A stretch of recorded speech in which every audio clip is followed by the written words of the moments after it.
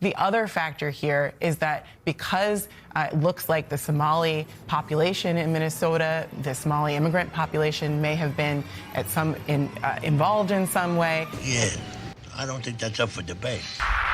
Wow, why am I not surprised? The Democrat media has been completely ignoring the massive Somalian fraud story, and this is what we finally get. By now, I'm sure you've heard the story about Somalians defrauding the Minnesotan taxpayer to the tune of billions of dollars. But you may not have heard that a citizen journalist named Nick Shirley has recently uncovered another massive scandal.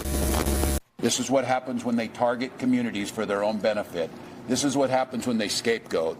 And this is what happens when they no longer hide the idea of white supremacy. Now we're being followed by the Somalis. This is another daycare center, absolutely no signage, and there's no footprints in the snow of children playing outside. $5 million within the past 5.9 million in 2 years. 5.9 million they received in 2 years. That facility right there.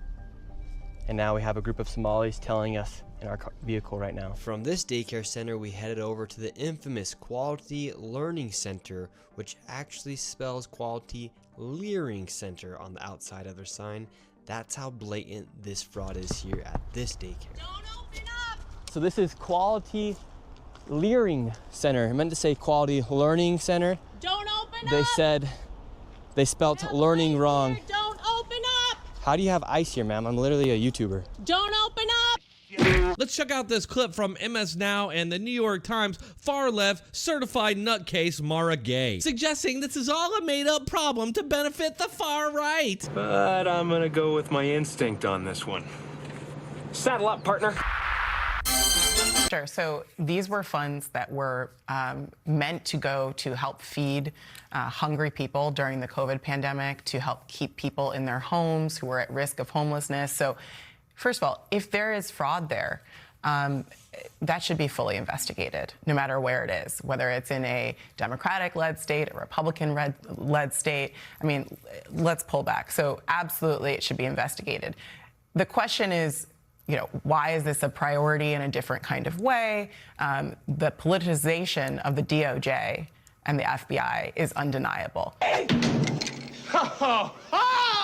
Well, if it's undeniable now, then it was undeniable when the Democrats used our justice system to persecute their political opponents just before an election. No, that was different. So whether they are reliable narrators is the big question. And this is what happens when you weaponize and politicize federal agencies that are not meant to be, politicized. You shit genius. I still fail to see how prosecuting these Somalian criminals is political at all. In fact, these investigations and prosecutions started under Biden. And I think the American people are right to ask the question, well, can we trust you? And that's a sad thing to say as an American. Let's recall, too, that there's also other scandals in other states. For example, the Mississippi welfare scandal. And this is not unique to politics. Americans know that. But of course, the other factor here is that because it looks like the Somali population in Minnesota, the Somali immigrant population may have been involved in some way, those people are being scapegoated, and that community is being scapegoated in a way that certainly serves the far right. Of course! Holy shit! How did I know it was gonna be our fault again? Because it's almost the same.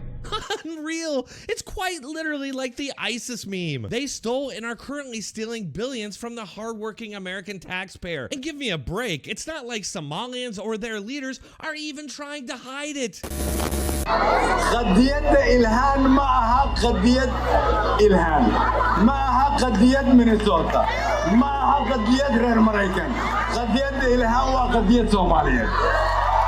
Hi, I'm Ubah Kadere. I'm a single black immigrant mother and homeowner in the unincorporated area of Renton, and I'm running for King County Council in District 9. laakiin waxyaabihii aan u ololeynaynay oo u taageernay gudoomiyaha waxaa kamid ahaa gobolka Minnesota 30 sano ku dhawaad baan deganahay hal qof oo Afrikaan ah oo gudoomiye gobolku xil sare u magacaabay ma jirin suuqaasna aynu joognay waan gartay laba marna uu in la magacaabo kaliye waxa rabnaa waxtarka gobolka maadaama uu wax soo galitaankiisa aanu qayb ka nahay nacfigiisuna waa inuu gobolka dadka Soomaaliyeed soo gaaro waxaa jirta in jirin hay-ada Soomaaliyeed ama bulshada Soomaaliyeed wasaaradaha gobolka mid kamid ah oo xataa $100,000 taariikhda ka soo gashay gudoomiyaha Tim Walz ka hor si wanaagsan inaysan jirin 2024 ugu yaraan dad ka badan 100,000 oo qof ay soo galeen waxay ahayd wax la taaban karo guul ay ahayd waxaan kaloo runtii jira in dawladda Mareykanku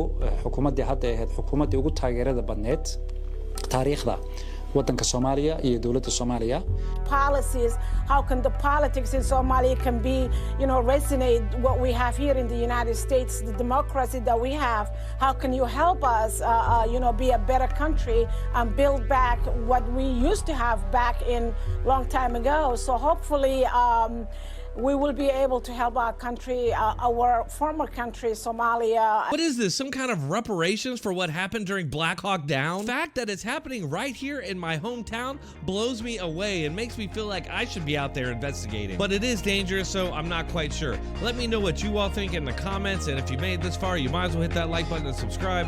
I do post on a regular basis, so make sure to keep checking back for more. Thanks a lot.